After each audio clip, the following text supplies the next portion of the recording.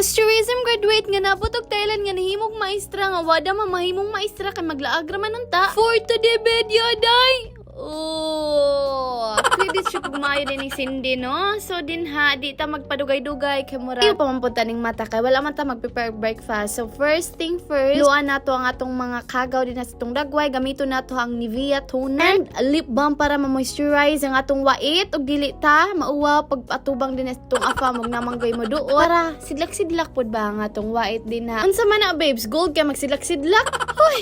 Kuman dili na to kalimtang atong sunscreen kay perfect ni nga magbutang og sunscreen labo na katag init na dinhi dapita. Wala nga atong tinted sunscreen para na pud fresh pud takintaon ba nga atong mga chismis sa ating mga anaw-ngana. Tabunan pud gamay bisag dili foundation di. Pang pagahi og akong gamit nga pang pakilay is kani naghingalo na pud siya nga mascara. Roll ambot unsa toy name ato basta mascara na oh. Kamo na lang pud pag-research na basta kay mapalit na Watson guys. Dapat iubusa na before nimo iigbaw para naman magtampok jud kung asa siya padulo. Para sa akong blush ug sa akong mga mata o gamito na to ang Focalier blush in the shade PPO2. Nice yun siya kay maka fresh pink.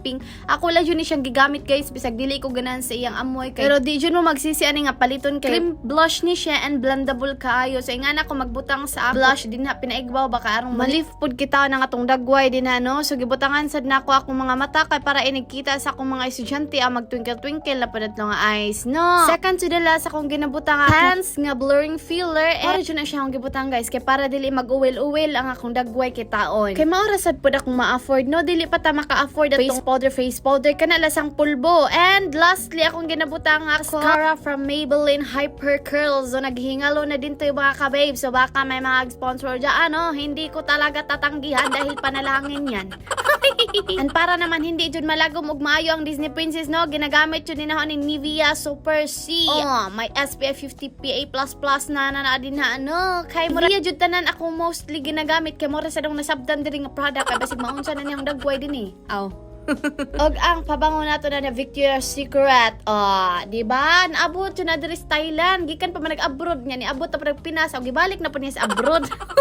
Fast forward mga ka-babes no, padulong na sa miskwelahan. O nag-uba na po may sa akong ka-boardmate no. Sa mga to wala na po ka-video ang Disney Princess to Skawas. Kuwang na po ang video. Marag dili kompleto. Okay, muadto na sa miskwelahan. Kaya magpaprinta na sa mong tudlo. Kapasig mga late na po ng Disney Princess. Nagkabago jud taon na siya. Kaya nandiyo yung panalangin. Gitagaan ko sa akong co-teachers na po. Sa na og stickerize and everything o da perangga kay Disney Princess oy basta magbuotan lagi tang tanan o H&M para ha. And pati kani akong slacks nga ginasuot karon o bag-o na same gipalitan ko niya kagahapon. So mao to grabe kayo mga panalangin mga ka-babes no bisag naghingalo na skirt no nangahiwa na jud masuot o naghapon ning puli nga panalangin no di ba san ka pa before everything ato jud ni arihan ang ato nagbabawal na technique no kay para naman ma 50-50 ni atong buhok dinhi at madali ra maoga na brihan atong bintana. Ilong kay na pud naho din ano ang iya maginagamit o new pa jud taon ni siya mga kabibs pa jud niya nasuot kay di daw maigo sa iya ha and napoy syempre napoy mga second hand sinindot kay mga tela bugnaw kayo san ka pa di ba naana joy mapuli-puli ang Disney Princess og suot no dili na tong pink green blue jud mo masumulan pud tanaw sa akong video kay marag na joy puli-puli sunod na pud kanina pud ni masumulan ka marag ibalik-balik na sa ninaho.